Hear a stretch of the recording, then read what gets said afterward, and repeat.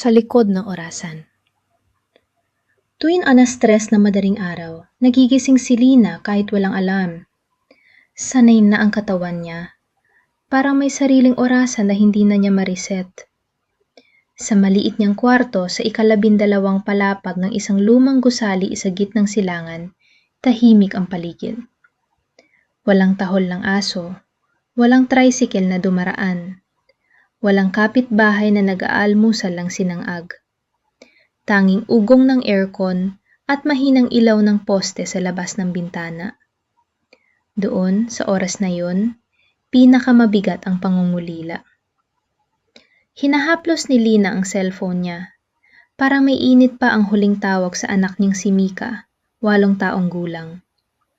Tagabi, bago matulog ang bata, nagtanong ito ng, "Mama, kailan ka uuwi?" Hindi siya nakasagot agad. Ngumiti lang siya sa screen kahit nanginginig na ang labi niya. "Soon anak, konti na lang." Pero pareho nilang alam, hindi yan totoo. O hindi pa. Umalis para magtagal. Umalis si Lina ng Pilipinas 4 na taon na ang nakalipas. Isang maleta, isang sobre ng mga dokumento, isang pangakong babalik siya agad. Noong una, malinaw ang dahilan.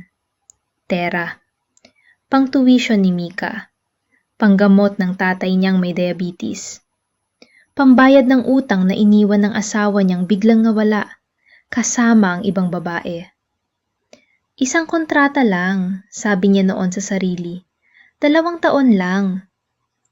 Ngunit ang 2 taon ay naging 3. Ang 3 ay naging 4. At ang konti na lang ay naging paulit-ulit na kasinungalingan na pinaniniwalaan na lang niya para makabangon kinabukasan. Buhay OFW. Domestic worker si Lina. Tagalinis, tagaluto, tagabantay ng batang hindi kanya. Mabait ang amo niya, ayon sa pamantayan ng iba. May isang araw na pahinga kada linggo. May sahod na laging nasa oras. Pero kahit mabait, hindi pa rin ito tahanan. Tuwing umaga, gigising siya bago ang lahat. Maghahanda ng almusal na hindi niya paborito. Maglilinis ng bahay na hindi kanya. Makikinig sa wikang hindi niya lubos na iintindihan. At sa tuwing tatawag ang nanay ng batang inaalagaan niya, "Ate Lina, thank you ha, you're like family." Napapangiti siya. Pero sa loob-loob niya, bulong niya. Kung pamilya talaga, bakit hindi ako pwedeng umuwi? Mga munting sandali ng pangungulila. May mga araw na bigla na lang siyang tinatamaan. Isang beses, habang nagluluto siya ng ulam, naamoy niya ang bawang na gimisa sa mantika. Bigla siyang napahinto. Sa isip niya, naroon ang kusina nila sa probinsya. Ang nanay niyang nakadaster, ang radyo sa sulok, at si Mika na naglalaro sa sahig. Napaupo siya sa sahig ng kusina. Tahimik na umiyak. Hindi malakas, hindi hagulgol. Yung iyak na sinisipsip pabalit dahil may trabaho pa siyang kailangang tapusin. Sa ibang araw naman, simpleng post sa Facebook ang sisira sa kanya. Larawan ng reunion. Birthday na wala siya. Graduation ng pamangkin.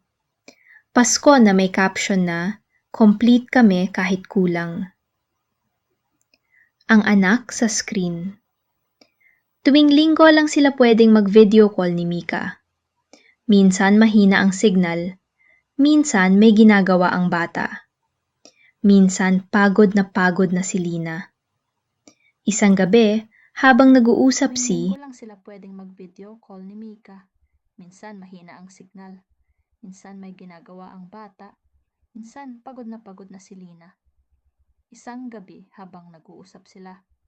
"Mama, may drawing ako para sa'yo." Itinaas ni Mika ang papel sa camera. Isang bahay, isang araw, isang stick figure na may mahabang buhok. Ikaw yan, Mama. Nasa bahay ka na.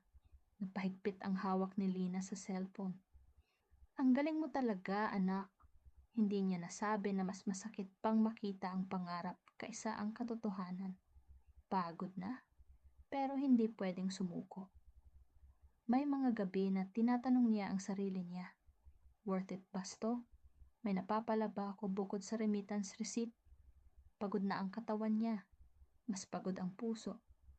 Pero tuwing naiisip niyang sumuko, naalala niya, ang baong walang laman noon si Mika, ang bill sa ospital ng tatay niya, ang tingin ng nanay niya noong araw na umalis siya, halo ng takot at pag-asa. At muli niyang sinasabi sa sarili, kaya ko pa, para sa kanila. Isang desisyon.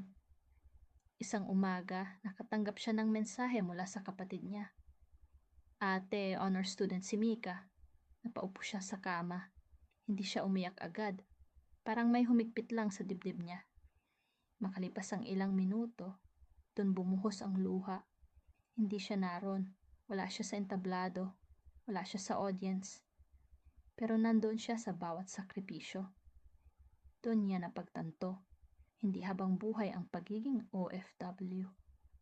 May hangganan din dapat ang pag-aalay ng sarili. Sa unang pagkakataon, sinimulan niyang mag-ipon para sa pag-uwi. Hindi lang para sa padala. Sa likod ng orasan. Makalipas ang ilang buwan, muli siyang nagising ng 3:00 ng madaling araw. Pero iba na ang pakiramdam. Hindi na lang pangungulila ang laman ng dibdib niya. May halong pag-asa. Kinuha niya ang cellphone. Tiningnan ang larawan ni Mika. Konti na lang talaga, anak. Bulong niya. Hindi na kasinungalingan.